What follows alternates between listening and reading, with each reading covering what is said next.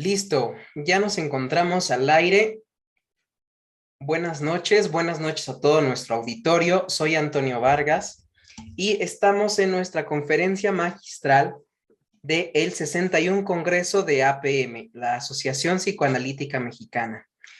Es para mí un gusto enorme presentar a nuestra ponente del día de hoy, una ponente de talla internacional, para mi gusto de talla histórica en el desarrollo del psicoanálisis, sobre todo después de que nos canceló Máximo Recalcati. Bueno, pues me parece que conseguimos algo mejor. Doctora, quiero presentarles, tenemos el gusto de acompañarnos a la doctora Melanie Klein. Doctora, buenas noches, ¿cómo se encuentra? Buenas noches, Antonio. Es un gusto saludarte, saludar a toda la comunidad de la Asociación Psicoanalítica Mexicana. Gracias, doctora. ¿Qué tal? Espero que todo esté bien allá en el Reino Unido. Bien, bien, lloviendo como siempre, pero ¿cuándo no llueve por aquí, verdad? Así es, doctora. También aquí estamos pasando esas inclemencias del tiempo. Pero, ¿qué le parece si comenzamos con su conferencia y nos habla un poco de, en resumidas cuentas, de lo que es a su teoría de las relaciones objetales? Haremos el gran esfuerzo de resumirlo y nadie mejor que usted para explicarnos de qué trata su teoría. Gracias, Antonio. Vamos a comenzar. Voy a mantener mi cámara un poco apagada para compartirles de mejor manera mi trabajo. Muy bien, aquí ya se ve la pantalla. Sí, doctora. Déjenme cerrar mi música. Continuamos. Bien, de lo que yo les quiero hablar es de las relaciones objetales. Es una teoría postulada por mí, llevada a la práctica de algunos conceptos que ya tenía trabajados y desarrollados con una colega principalmente. Vamos a ver los postulados principales. Posteriormente veremos lo que planteo sobre el juego y por último, mi técnica. Entonces, comenzaremos. Postulados principales. ¿Qué quiero decir en estas relaciones objetales sobre el aparato psíquico? Bueno, hablo de que existe un yo rudimentario y un superyo rudimentario desde los primeros meses de vida. Doctora, perdón que la interrumpa, tenemos un chat, está activo el chat, le voy a estar leyendo las preguntas que lleguen para que nos haga favor de irla respondiendo. Y nos comenta Ruth Axelrod de la APM.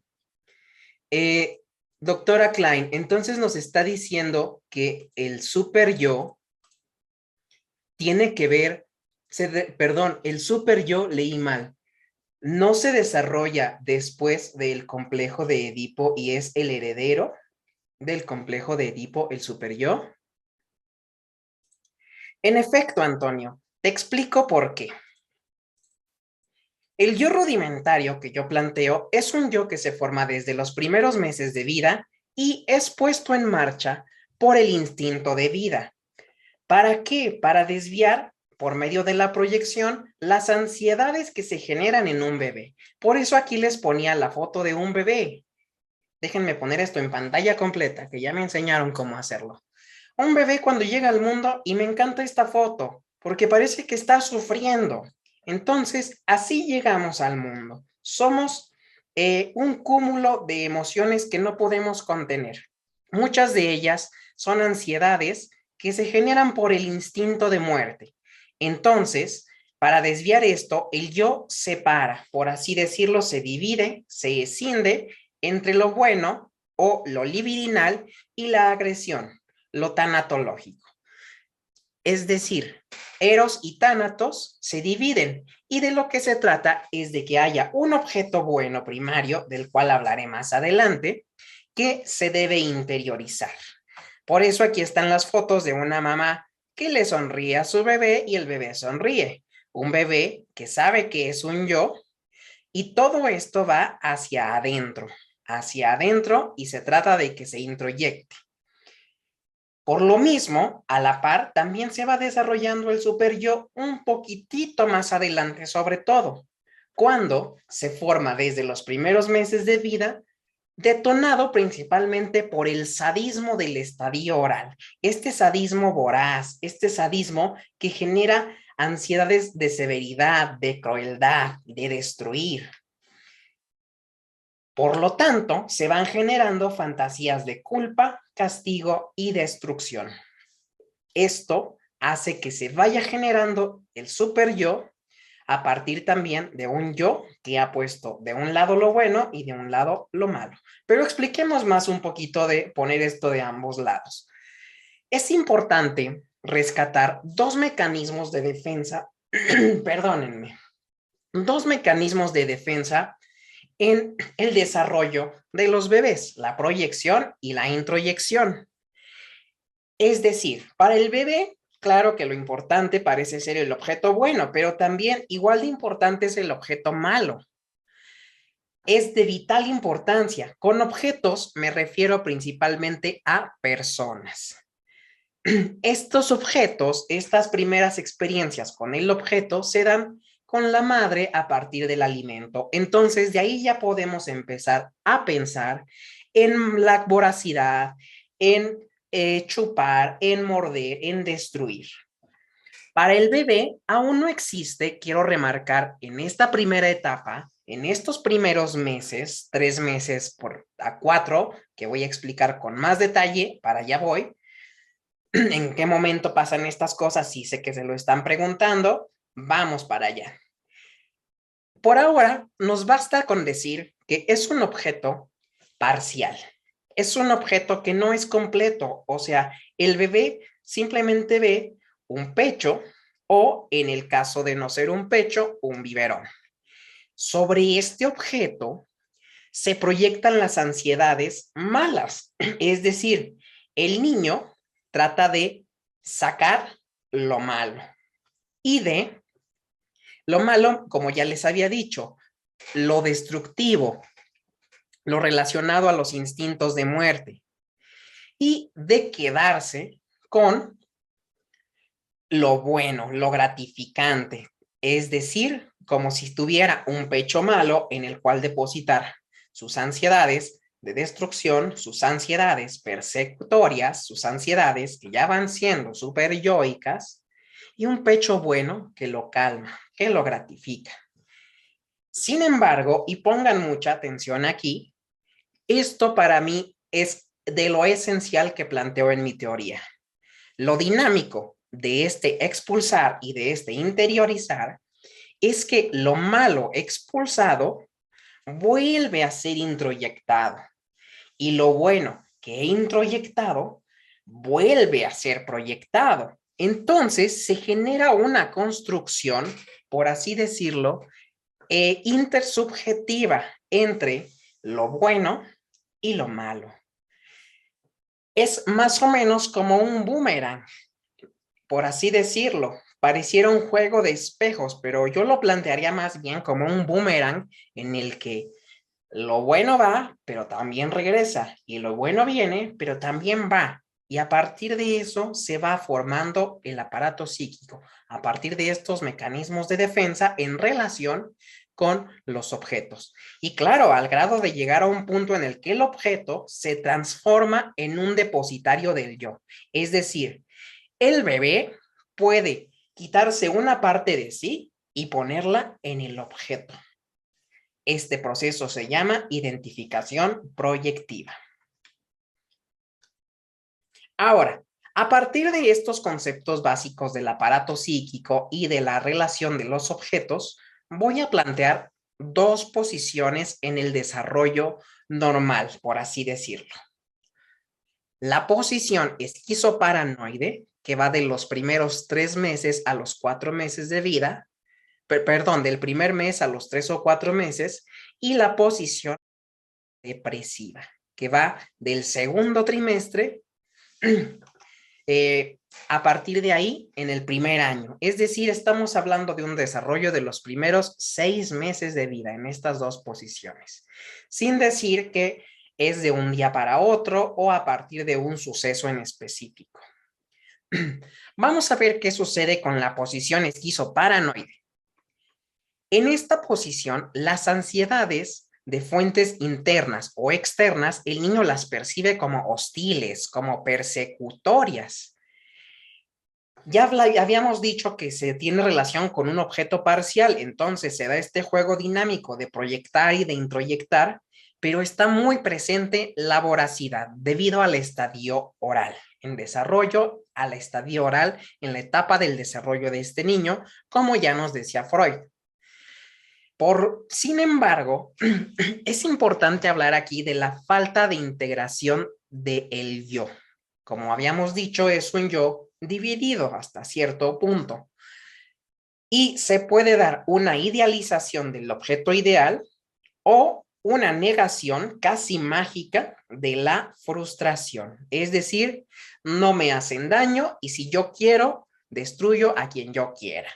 Esto sucede en la psique del niño. Lo sádico oral es percibido como despedazado, hay que proyectarlo. Sin embargo, como ya decíamos, esto también se le vuelve al niño, digamos que le sale el tiro por la culata y entonces empieza a tener estos deseos. En esta etapa podemos hablar de un concepto llamado envidia. No en una envidia, como lo planteó Freud sobre la envidia del pene, sino una envidia que nos constituye. Es decir, si el niño se siente mal, ¿a qué crees, Antonio, que envidia? ¿Qué es lo que él quisiera tener si se siente tan mal? Pues al objeto bueno, ¿no, doctora? Y a sus cualidades. Correcto. El objeto bueno es lo que, o las cualidades del objeto bueno, es lo que el bebé envidia y quiere tenerlas.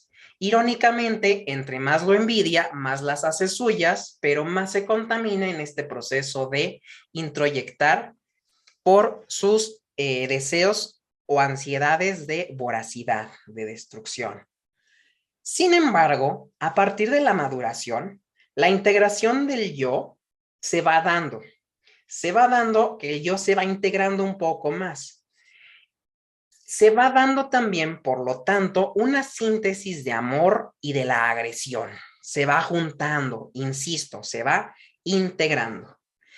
Y esto permite que el bebé perciba a su madre ya no simplemente como un objeto o un biberón, sino como un ente completo, como una persona o como lo manejo, como un objeto total. Permite esto pasar a la posición depresiva.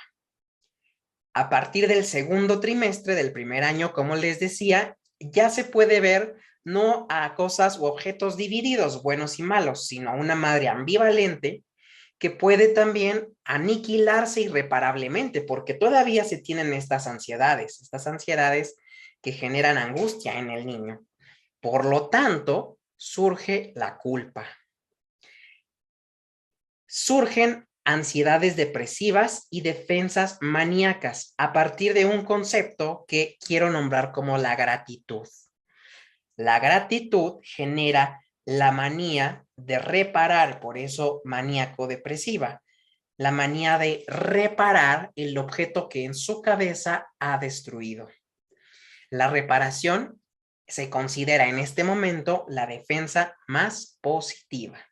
La defensa más positiva para el desarrollo porque permite una adaptación a la realidad externa e interna. Entonces, no se menciona aquí, pero si se dieron cuenta, hablé mucho de una integración en oposición a una escisión. Y aquí lo vemos con las vasijas, un objeto roto, un objeto destruido, y por el otro lado, un objeto ya reparado. ¿Hay alguna pregunta hasta aquí? ¿Alguna pregunta, Antonio? No, doctora, no hay más preguntas en el chat, así que continuamos. Perfecto.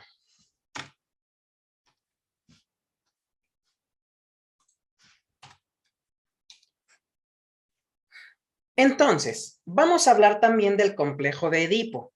El complejo de Edipo se instaura en el destete. Doctora, en este momento tenemos una pregunta. Nos escribe Ana Freud y Ana Freud nos comenta que cómo es posible que usted conciba un complejo, no solo a un superyo rudimentario en los primeros meses de vida, también a un complejo de Edipo. Un complejo de Edipo cuando todavía las figuras de los padres, las figuras de un hombre o de una mujer en la realidad física, pues el niño no las distingue, no ha tenido contacto o tal vez oportunidad de ver los genitales de uno y de otro, de pasar, en el caso del niño, por las angustias de castración. ¿Qué es lo que nos puede decir al respecto, doctora?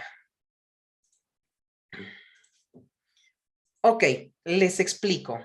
Sabía que iban a empezar este tipo de comentarios, así que vine preparada. Planteo que el superyo se instaura en los primeros meses, como les decía, y el Edipo se instaura desde el destete. Es un Edipo que lo veo como fantasmático, es decir, no se necesita de los padres en el plano de la realidad, ni siquiera de los padres en el tipo de terapia que haré posteriormente y les mostraré. El fantasma, aclaro, se refiere a las fantasías inconscientes del niño y que probablemente vienen de los padres. Y la fantasía que se tiene cargada es de una pareja de padres que es excitante y aterradora al mismo tiempo.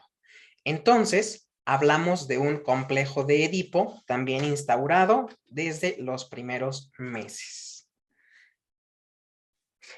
Sé que estas ideas pueden parecer un tanto distintas a lo planteado. Sin embargo, lo único que he tratado de hacer es llevar estas ideas a etapas más tempranas del desarrollo, porque no creo que sea posible o concibo como imposible que podamos analizar simplemente a niños que hayan pasado por el complejo de Edipo después de los 5 o 6 años.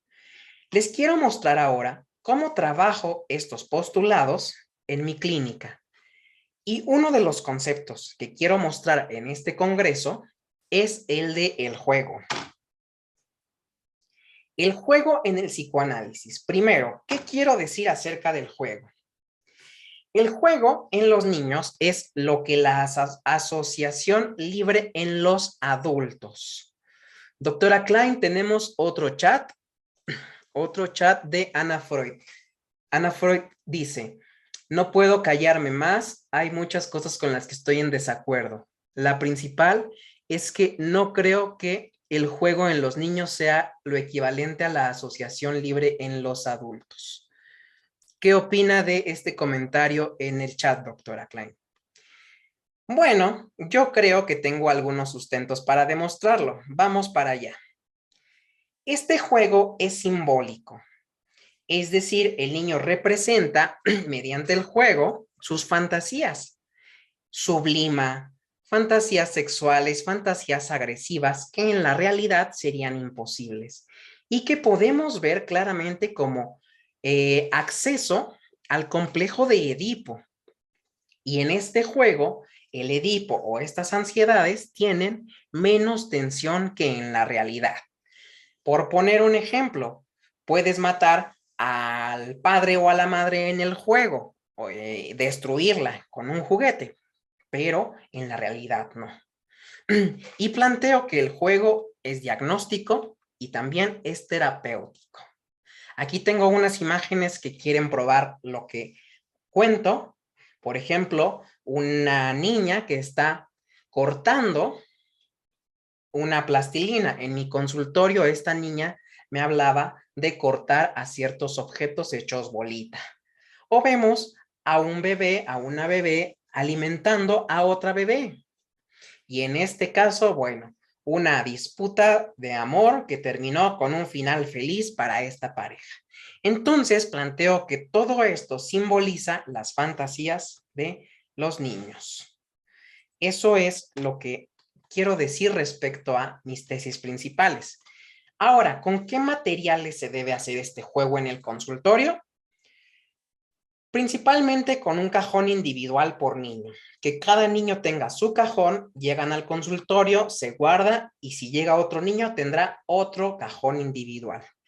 Y propongo no juguetes tan elaborados, sino muy neutrales, como animales de plástico, títeres, figuras humanas de ambos sexos, cosas que el niño pueda moldear, cortar y ojo con esto, pegar. ¿Recuerdan el concepto de la reparación?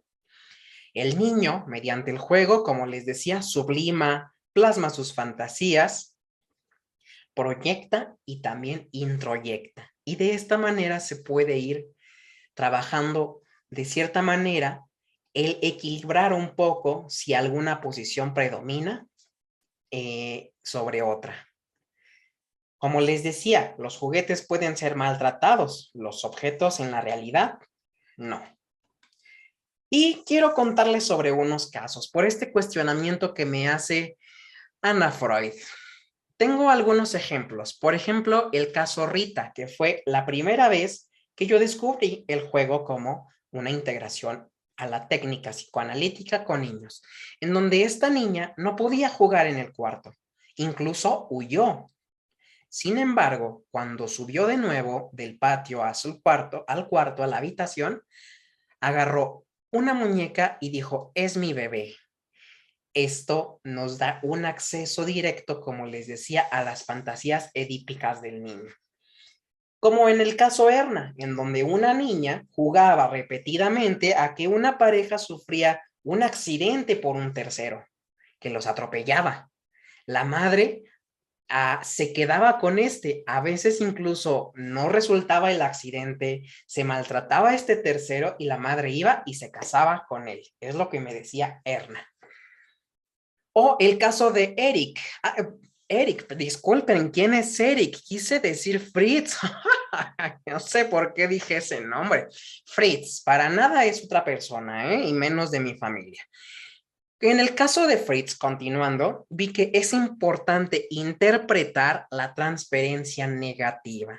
Sé que esto puede generar algún debate con algunas escuelas. Vamos a ver qué es lo que planteo y les voy a comentar. La transferencia negativa debe ser integrada mediante también el juego. O el caso Félix, en donde descubro la importancia de la sublimación sexual. Por ejemplo, también el caso de Kurt, donde se plasma en el juego la lucha edípica con su padre por la posesión de su madre. Y por último, quiero decirles que estos son casos en los que los niños juegan, pero también es importante tener en cuenta si el niño juega o tiene inhibiciones para jugar o tiene ciertos problemas para completar un juego. Eso también debe integrarse al análisis. Sin embargo, corresponde este apartado a hablar más de mi técnica. La técnica en la teoría de las relaciones objetales se las voy a presentar en 4 apartados: interpretación, transferencia, padres y fin del análisis. Interpretación. Todas las conductas de los niños derivan de sus fantasías. Por lo tanto, todo lo que el niño haga con los elementos del consultorio son interpretables. Doctora Klein, la interrumpo con un chat. Nuevamente tenemos a Anna Freud diciéndonos que no comparte esta idea de que todo sea interpretable. Y cita a su padre diciendo que a veces un puro simplemente es un puro. ¿Qué opina al respecto, doctora?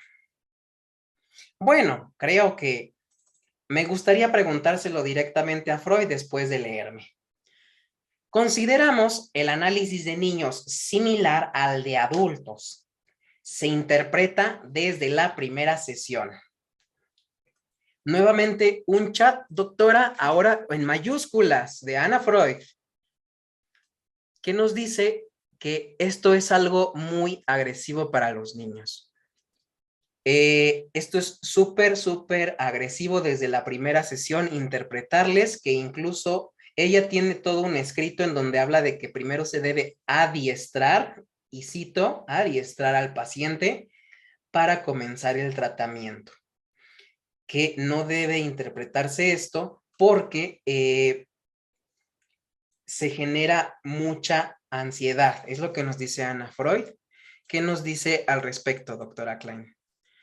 Bueno, yo le diría a Ana Freud que su mismo papá hizo interpretaciones con Juanito cuando le interpretó su miedo al padre por desear a su madre, y todo por un bigote representado en el caballo.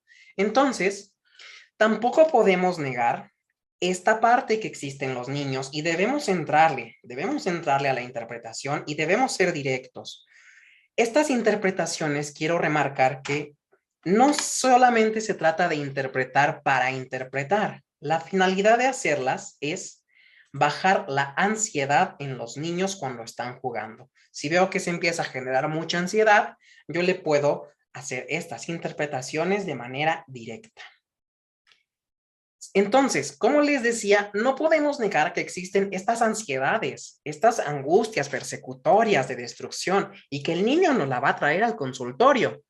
No todo es bonito. Entonces, no todo va a ser la parte buena. Tenemos otro chat, doctora, de Ana Freud, que está ahora sí con todo comentando y nos dice lo siguiente.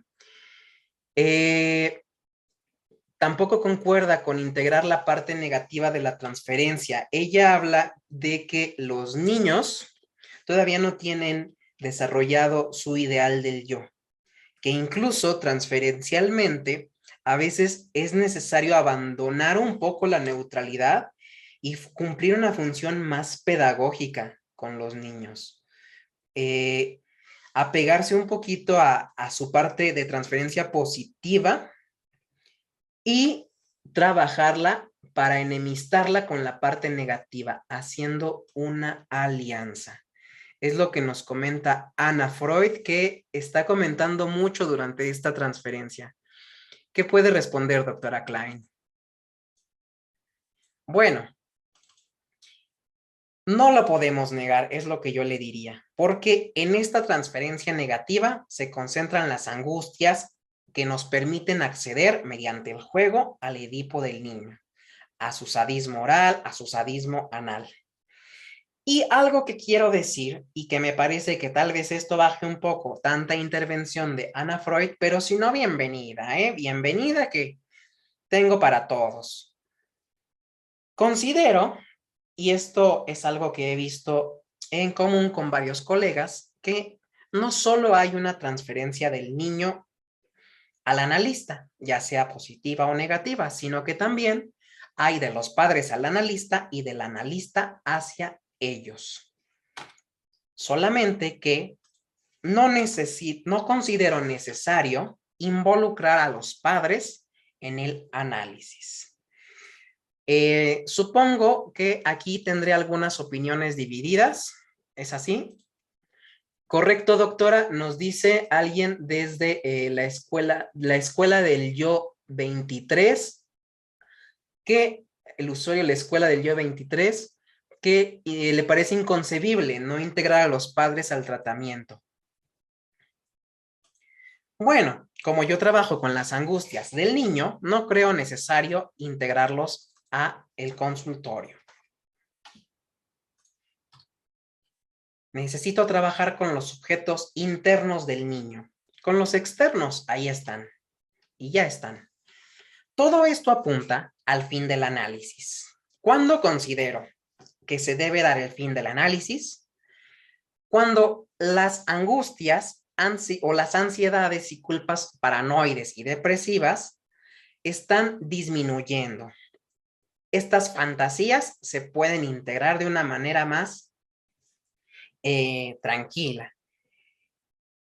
Cuando también el sujeto no se inhibe ante el juego, como les decía, que ya se puede jugar y que las relaciones con el mundo exterior, tanto como con el interior, quedan ya más fortalecidas. Así, el sujeto puede tratar de modo satisfactorio con la realidad psíquica subjetiva y con la realidad objetiva. Por último, quiero cerrar con una frase mi participación, que esta sí la he visto mucho comentada en varias cartas. Y sí, reconozco que es mía. El equilibrio no significa evitar conflictos. Implica la fortaleza para tolerar emociones dolorosas y poder manejarlas.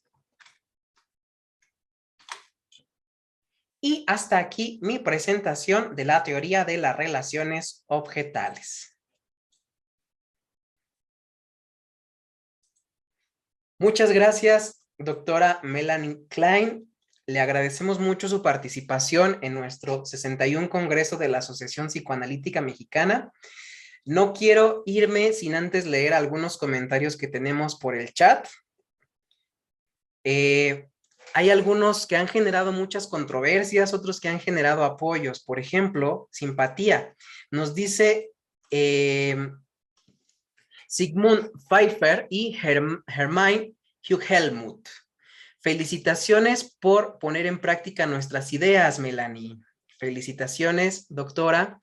Nos dice Edward Glover. Su teoría no es científica y es antifreudiana. Fuertes declaraciones.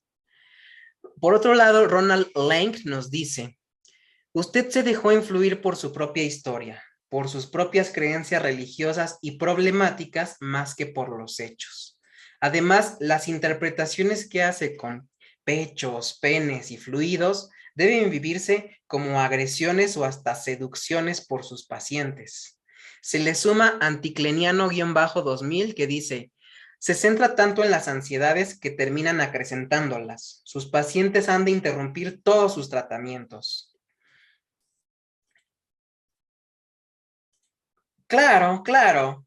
Es más fácil hablar de los hechos de mi vida que de mi teoría. Entiendo que no sea fácil de manejar, fácil de digerir.